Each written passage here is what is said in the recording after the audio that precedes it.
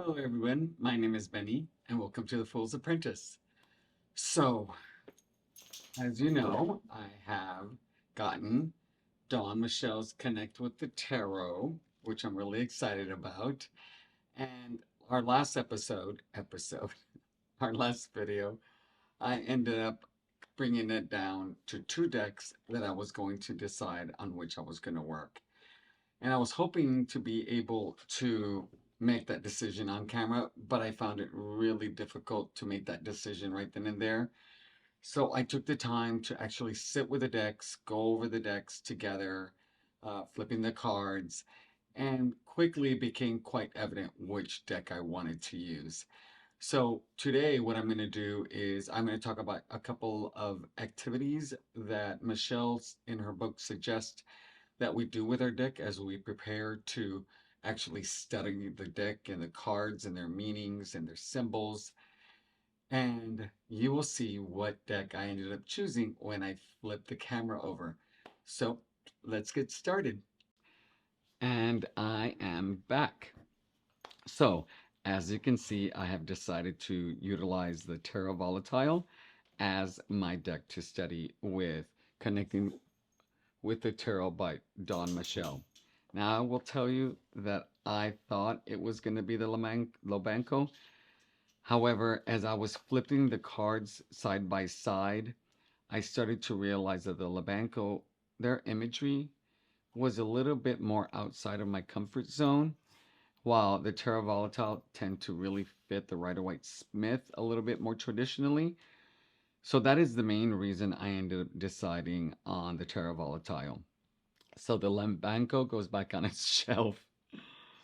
So uh, I did do I did do some of the assignments that Dawn Michelle had suggested in her book, and you'll see that I actually started highlighting, and I'm probably going to come back and do some notes, but I'm going to actually use this as a textbook.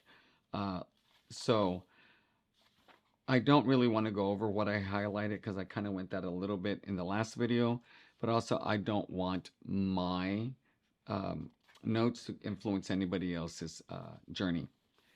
So here it really talks about how to utilize the little white book, but this is where the assignments begin on one.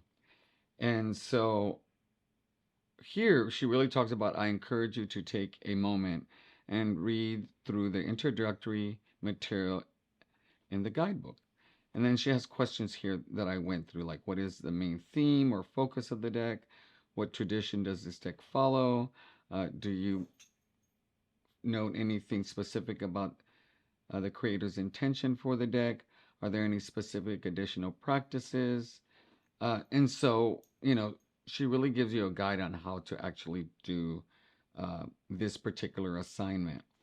And I will say, I ended up writing notes, as you can see, my notes. Um, and later she talks about creating a journal, which I suspect I'm going to end up doing. So, what I found is that the title Terra Volatile actually means two things. It first means Terra means earth and that it's a fixed item, while volatile is an eternal change, a transformation.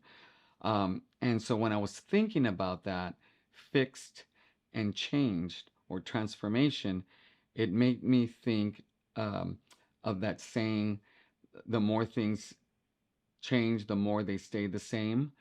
And I was thinking about like how does that apply to me as somebody who's using this deck. And what came was that I myself, my physical self, is going to stay the same. There's nothing about me that's going to change externally or matter wise. However, internally, maybe spiritually, maybe how I think, how I'm influenced by the cards, that can change. And that can be ever changing. So I was like, oh, that's interesting. I could see how that can work. Now, she also talked about the theme, and I will tell you that I really struggled with this because there were so many components to the actual deck, so many things that were added on that it's going to take me time to actually learn. This is a deck that really is going to be needed to be studied for me. So it's an alchemy, a chemical, esoteric deck. So I had to look that up. So in alchemy is actually a practice that happened during the medieval times. It's actually a precursor to actual chemistry, and back then it was actually trying to take matter and change it to something else. And specifically, what they were trying to do is actually take solid material and change it into gold. And there were a couple of interesting things that I noted, that you're going to see lines that are coming from above through the images, and those lines actually represent divinity's presence, like spiritually, any kind of higher power, any kind of God that resonates with you. It's that God as like an architect in your life, which I thought was really cool. And I ended up having to do more readings outside from the website and their guidebook, and I fell across Bennabelle Wynn's website where she actually does a review on this, which actually really helped me a lot more. She talked about how it was a Greco-Roman inspired aesthetic, very neoclassicism. I didn't know what all that meant, so I had to look it up. And that's another aspect of this deck that's going to need to be studied. So that was what I did with that. And then it really talked about the structure of the book and how to work with that. This one follows a Rider-Waite Smith. And, what I like about this deck as well is it gives you additional cards that kind of play with a few of the words. It gives you like an altered definition, or an additional card, like the death card. The other card that goes with the death card is rebirth. The devil also has an additional card called temptation, and you can either use both or you can just choose one. I haven't really decided what I'm going to do. Um, and then it also talks about, is there any particular progression for this deck? And I really don't know yet. So that's more study that I'll have to do. And then the final lesson was set your deck's intentions. And so I actually had to sit and meditate on that. And what came for me was that this deck really is so serious. I mean, this deck feels really serious, that those are the kinds of questions that I will end up posing to the deck when I have a big decision to make, when I am feeling really strong emotions, uh, when I need real guidance. I think is going to be one of the reasons that I will end up using this deck. Um, and this deck feels very masculine to me. And you know how we work with the deck and trying to work with our inner child or tapping into our feminine side.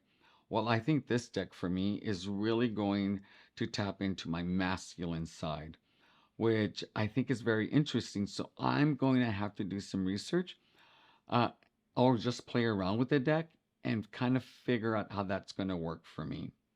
So um, I am really finding this very interesting to do, just starting out. So give me a moment. I'm going to flip the camera over and give you a few final thoughts. Okay, I'm back. So that was my decision. And I'm really excited about going through Don Michelle's book. I can already tell you that this book has already given me some insight on how to actually work with the deck that I had never done before.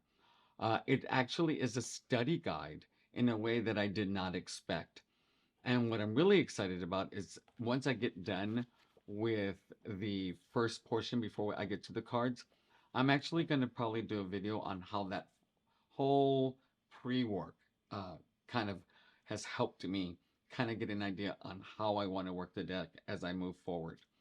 And then what I'm going to do is I'll probably do a couple of cards, two to four cards in the Major Arcana, maybe one or two for each suit. So you can see how I work with the guidebook. And then I'll give you an overall review of the book and how It benefited me, the things that I liked, the things I didn't like, things that I ended up modifying. So we'll see how it goes. So thank you very much for joining my channel. My name is Benny, and I am the Fool's Apprentice.